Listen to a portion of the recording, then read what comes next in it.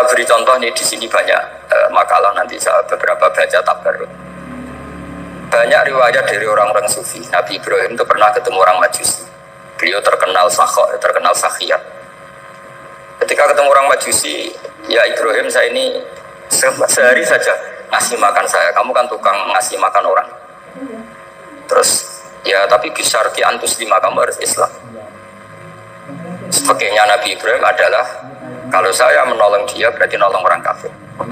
Setelah orang itu lewat berlalu karena Nabi Ibrahim gak mau hormat, Allah memberi wahyu ke Nabi Ibrahim. Kenapa ya Ibrahim tidak kamu terima satu hari, kamu kasih makan satu hari? Ya karena dia Majusi. Kata Allah, dia umurnya berapa? 60 tahun.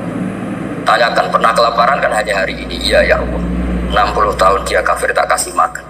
Minta kamu sehari aja kok gak boleh.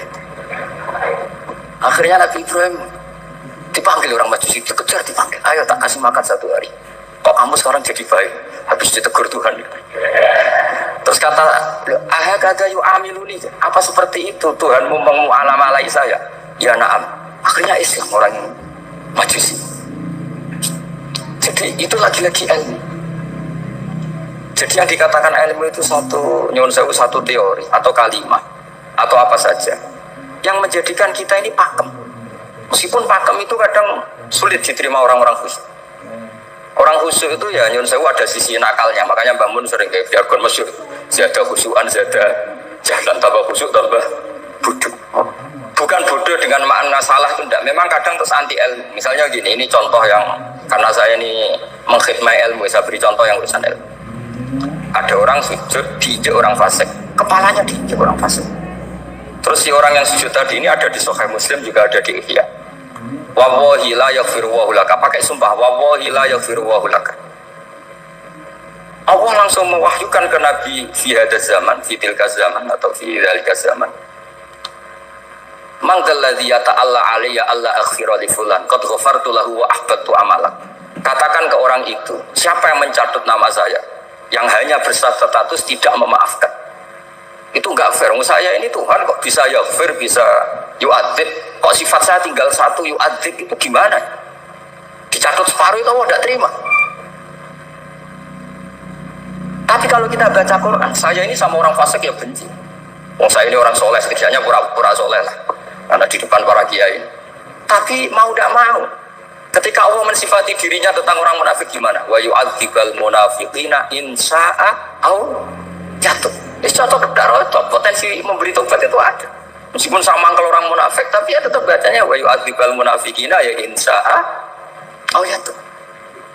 Rasulullah kayak apa bencinya dengan Wahsy karena qatilu Hamzah. Tapi Nabi tunduk sama konstitusi Quran. Laisa laka minal amri syai'un aw yatuba alaihim aw yu'adzibahum. Akhirnya Allah malah memberi tobat sama qatilu Hamzah yaitu Wahsy. Ini pentingnya baca lagi. Kalau kita tidak baca, hanya khusyuk saja, tidak baca, pasti sama orang yang menginjak orang sujud tadi, yang injak pasti salah, gak dimaafkan. Bongso pasti. Pertanyaannya adalah, betulkah Allah punya sifat satu, yaitu yu'adzib? Makanya kalau kita baca, misalnya baca Quran, walillahi mulkus samawati wal ardh, ya sudah, yaghfiru liman yasha wa yu'adzibu man yasha. Kalau nuruti rasa kita, ya inginnya ke kita, yaghfir, ke orang lain yu'adzib. Tapi Tuhan kan gak terima, saya ini Tuhan kok didikte makhluk saya ini gimana? Tidak bisa. Sehingga ya ini lagi-lagi ya. Makanya saya cocok gak cocok itu suka baca. Saya suka sekali baca, mulai ulama dulu, ulama modern, setengah dulu. Mulai ulama yang kedunian sampai setengah kedunian. Suka. Saya dulu tuh gak suka uang. Karena saya memang tadi bahasa dari bapak itu wali pasti itu. Kalau tadi Mas Nadif jujur, mulai Mbah Soleh itu suka bully mertuanya, jadi saya alhamdulillah dia jujur. Mbah Soleh itu menantunya Raden Asnawi, itu ya bully-bullyan sama ini, terus ditiru beliau ini. Itu gak suka sebenarnya. Saya itu ya pokoknya tadi kalau orang daftar wali itu kan gak suka sama, karena mereka nangis ketika Allah menghentikan wa aqridu wa atau ayat-ayat anfiku, atau orang baik disifati wa aqridu wa aqridan hasanah. Itu hadal khitab li ahlil jibdi wasarwah. Ini khitab untuk orang kaya. Kalau isin Gusti jenengan nampen ngongkon infak kok kalau diinfaki, jenengan nampen ngongkon ngamal kok kalau di ngamali. Jadi maka yuhibbunal mal, mereka tidak suka harta. Wa walakin liyana lulat datal khitab bil infaq, dan itu harus kaya dulu untuk bisa infak. Jadi tuliknya akhirnya saya Imam Saroni penting juga kaya. Jadi wali untuk suka harta itu nunggu diperintahkan Allah. Alhamdulillah kita ndak, sudah wali dulu karena sudah senang harta wali. Jadi kayaknya keren kita di bang wali-wali itu. Artinya wali itu tahu pentingnya harta setelah jadi wali. Kita alhamdulillah mulai kecil sudah tahu pentingnya harta. Kayaknya kita lebih wali. Imam Syafi'i itu dulu gak suka sama orang kaya. Saya berkali-kali ceritain. Karena dia dididik Sufyan As-Tsauri, Sufyan bin Uyainah. Tapi ketika ketemu Imam Malik itu kaya raya. Meskipun dia hidupnya sederhana, tapi kaya raya. Pas beliau mau, Imam Syafi'i dia agak-agak sopan kalau sekarang tanya, setelah jenengan ilmu yang saya harus ambil siapa? Kata Imam Malik, yang salim saya itu sudah meninggal Abu Hanifah, tapi muridnya masih, namanya Muhammad bin Hasan Asy-Syaibani. Kamu datang ke sana. Semalam itu Imam Malik dikasih uang 500 dinar. Padahal 1 dinar itu 4,25 gram, bisa dihitung berapa ratus juta. Terus separuhnya dikasihkan Imam Syafi'i. Nah, kita kasangoni. Pagi-pagi diajak ke Baki. Dulu Baki itu ada kafilah rental unta. Mana kafilah yang mau ke Irak? Kita, ya sudah ini antar, tak bayari. Diantar Imam Syafi'i. Diantar ke Imam Muhammad bin Hasan Asy-Syaibani di Irak. Itu ketemu Muhammad bin Hasan Asy-Syaibani pertama itu apa? Dulu itu kalau ngitung uang di meja. Emas-emasnya di meja, uangnya dolar, semuanya di meja. Tambah kaget, ini saya sama Imam Malik ingkar, ini malah lebih parah lagi. Kata Muhammad bin Hasan Asy-Syaibani, atajabu min hadza, kamu kagum dengan ini, merasa aneh? Iya ya. Ya sudah, ini tak kasihkan orang fasik, tiga demenan, tiga judi. Jangan, jenengan saja. Kalau jenengan kan orang soleh dipakai kebaikan, berarti orang soleh boleh kaya. Angsal-angsal. Semenjak itu Imam Syafi'i kebablasan. Sampai fatwa kiai fakir itu haram. Kiai bisa bikin rumah bagus, bikin rumah jelek, haram. Soal Islam ya Allah wala yulah. Nah lagi-lagi kebetulan kita sebelum ngaji Imam Syafi'i sudah seperti itu. Jadi ini justifikasi. Lagi-lagi itu ilmu. Saya ulang lagi-lagi itu. Akhirnya saya baca kitabnya Imam Saroni namanya Al-Minanul Kubro. Itu beliau cerita wa mimma manallahu alaihi. Kesannya kayak orang sombong. Tapi sebetulnya yang sopan itu yang sombong. Karena Imam Saroni bilang, kamu harus memaklumatkan diri kalau antum minal ulama il amilin. Kamu termasuk ulama yang amilin. Terus ditanya sama orang-orang, bagaimana kalau nyatanya enggak? Kamu tadi subuh sholat, ya saya sholat. Kamu tadi zuhur sholat, ya saya sholat. Kenapa ketika kamu maksiat ingat terus, ketika kamu taat tidak ingat? Berarti kamu anggap Allah itu menyesatkan kamu tidak pernah ngasih hidayah sama kamu. Pas delok rondo ning dalan kok maksiat, bersolat atau syukur, berduhur atau syukur berasa. Berarti kan nyifati Allah, hari ini Allah ngasih saya maksiat. Sementara lupa kalau Allah ngasih sholat duhur, sholat asar, sholat maghrib, sholat. Oh sudah di situ Al-Minanul Kubro, orang itu soleh semua. Nah saya itu termasuk orang yang didikte oleh kitab, terbentuk oleh kitab Al-Minanul Kubro. Jadi di situ hidup itu enak semua. Makanya saya itu masih ingat dialeknya dua orang alim. Gak perlu saya sebut, ini agak sensitif karena ceritanya itu ada anaknya kiai mau nyalek. Karena dia anaknya kiai tanya, Mbah dalilin nopo nanti yang kepengen jadi jabatan, mencari jabatan besar. Kalau yang jawab tak sebut gak apa-apa namanya. Jawabnya Mbah Mun oleh gak apa-apa. Nabi Yusuf juga boleh jabatan. Terus beliau baca qalat alni ala khuzainil ardi ini khafifun alim. Nabi Yusuf juga boleh jabatan ya Rabb. Didebat sama orang alim. Itu Nabi Yusuf syariatnya itu mansukhah bi syariati Rasulullah Muhammad sallallahu alaihi wasallam. Setelah tamunya pulang, Mbah Mun dibantah gitu dari Mbah Mun gini bilang, anut kiai wae oleh pemenang anut nabi. Sama singkat kalimat itu. Anut kiai wae oleh pemenang anut. Artinya Nabi Yusuf kan minta jabatan ij'alni ala khuzainil. Jadi akhirnya semenjak itu fikih-fikih ilmu tadi saya ulang lagi. Akhirnya saya cari, termasuk saya disuruh bangun. Saya golekno dalile nek wong saleh oleh jabat. Hatiku, wong dalil kok diorder saya sempat. Ternyata saya cari-cari ya tadi am yahsudunan nasa alama atahu wa min fadlillah faqad ataina ala ibrahim alkitab wal hikmata wa atainahu mulkan azim. Keluarga Nabi Ibrahim di antara sifat yang disebutkan Allah adalah dikasih mulkan azim. Sebab itu akhirnya di Indonesia itu mazhabnya Syafi'iyah semua. Politik yo kerso, jabat yo kerso, proposal ya. Terus saya ini, maksud saya ini yang menyelamatkan ilmu. Kalau orang khusyuk pasti gede. Kiai kok kirim proposal, kiai kok para pejabat. Tapi orang ilmu setuju. Nah saya nggak tahu setujunya itu bawaan ilmu apa bawaan nafsu. Tadi itu yang mulai saya data. Nah kalau saya kan bawaan ilmu, saya baca. Itu bedanya saya dengan Mas Nadif, jadi bawaan baca. Karena kemarin saya dibully habis-habisan di Kudus. Saya tidak punya kesempatan bicara di menantunya Neng Muahid. Wah ini kurang ajar betul orang ini kata saya. Tapi saya nyari sisi positifnya. Kalau saya dibully kan saya madlum. Orang madlum gampang jadi wali. Yang dia bully berarti zalim, ya sudah berarti wali saya gitu. Nah supaya dia juga wali sekarang tak bully supaya impas gitu. Jadi ini nolong beliau. Jadi saya 22 hari itu kalau habis subuh ke rumah sakit, tapi kalau asar pulang aja. Ya begitu terus. Karena mbah-mbah saya itu sukanya ilmu, Masya Allah. Karena ilmu itu penting. Apapun pakemnya para wali itu kalau diingatkan secara ilmu itu terus kayak runtuh. Saya berkali-kali mencontohkan. Dan itu valid, data itu valid. Sufyan bin Uyainah itu orang yang khusyuknya Masya Allah. Gurunya Imam Syafi'i, gurunya Imam Malik. Itu beliau menceritakan dalam kitab Khilyatul Auliya. Nabi Isa itu senangannya itu ceria sekali. Nabi Yahya itu senangannya bersengut, abusan, suka kayak takut akhirat, takut penyakit. Tapi bukan takut corona, anda yang jelas kan. Saya akhir-akhir ini fatwa, sekarang jangan baca Uwais Al-Qarani, tapi Al-Qarni. Meskipun saya tahu ada yang baca Qarani di kitab-kitab, ada yang baca Qarni. Tapi sekarang wajib dibaca Al-Qarni sementara.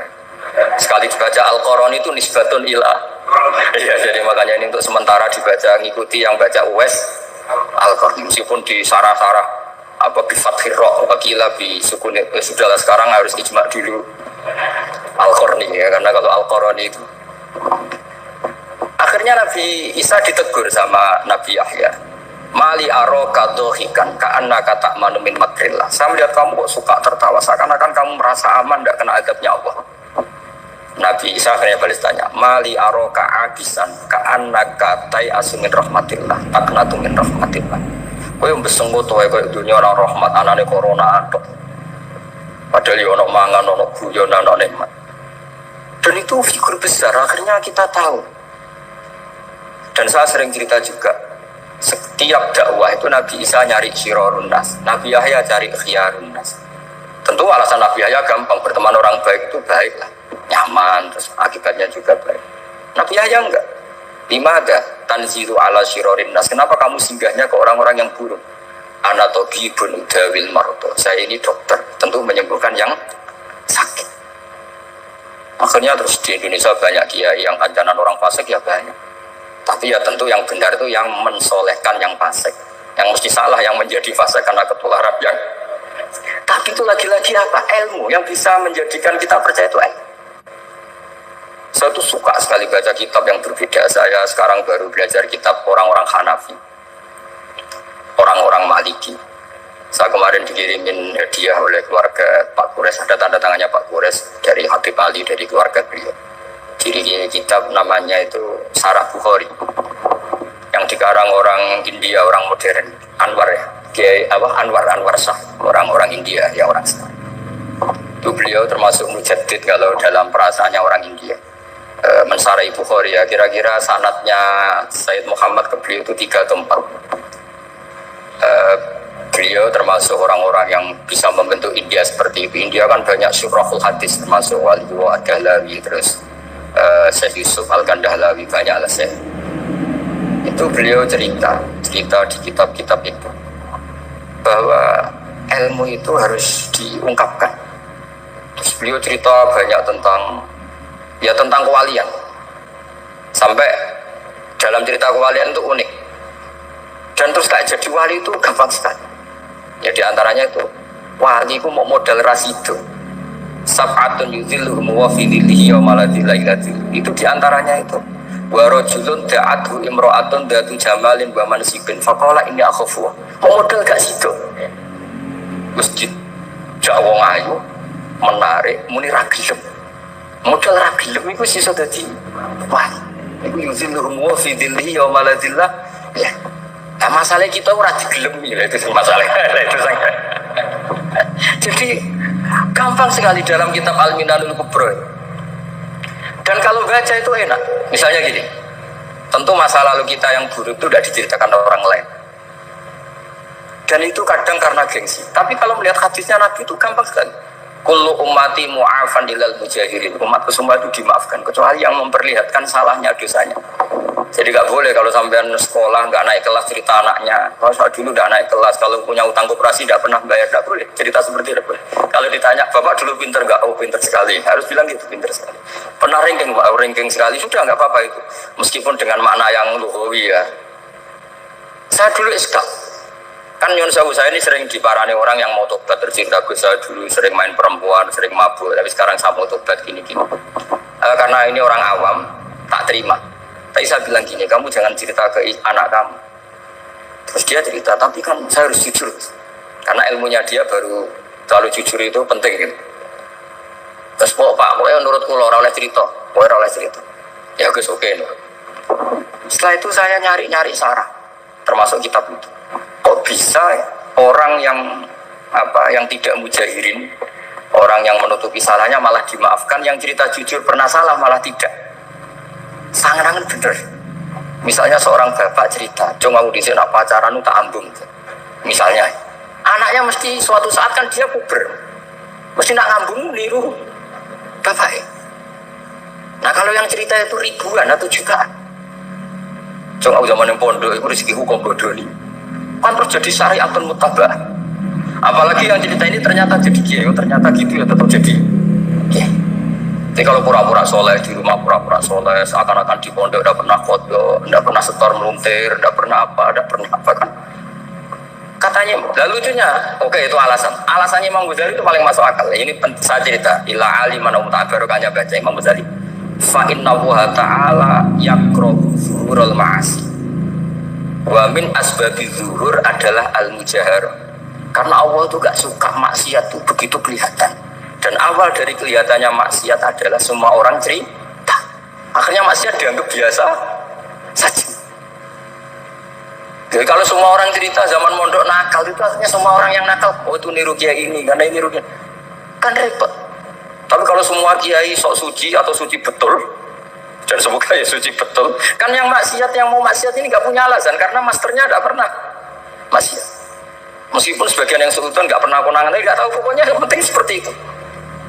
Itu hebatnya konsepnya. Saya dulu ya eskal loh. Kok kita di kullu ummati mu'afan illal mujahirin. Saya dulu eskal kan. Tapi setelah baca Ihya kata Imam Ghazali, karena Allah itu gak suka zuhurul ma'asi. Allah gak suka kalau maksiat terlalu muncul. Dan termasuk sebabnya muncul adalah setiap orang jujur menceritakan masa lalunya. Sebab itu kita sebagai orang Islam yang entahlah istilahnya apa, kalau istilahnya Mas Nadib Islam Nusantara atau moderat macam-macam lah. Saya termasuk orang yang sebetulnya ingin gak setuju, bukan karena menentang. Nanti ngapalkan firqahnya kebanyakan. 72 aja ngapalkan banyak ditambahi Islam Nusantara, Islam moderat, Islam garis apalagi itu. Oh garis lurus. Ada yang lagi lucu. Ya macam. Tapi setelah saya ulang lagi, setelah baca banyak, itu akhirnya menjadi tahu. Karena apa ya, fitrah salimah kita. Misalnya gini, ada cerita di kitab-kitab Nabi Musa pernah istisqa nggak mandi, kan nggak terima, dia seorang nabi kok istisqa nggak mandi. Saya ini kali muka ya Allah, kenapa doa saya nggak mandi? Terus kata Nabi, kata Allah, inna fihim namaman, di antara yang berdoa sama kamu yang istighosa kubro itu ada yang namaman, tukang adu-adu. Nabi Musa ngajarin Tuhan, ya Allah kan gampang, kasih tahu dia siapa tak usir supaya anda ikut istighosa, selesai. Terus dari pengiran lucu, saya ini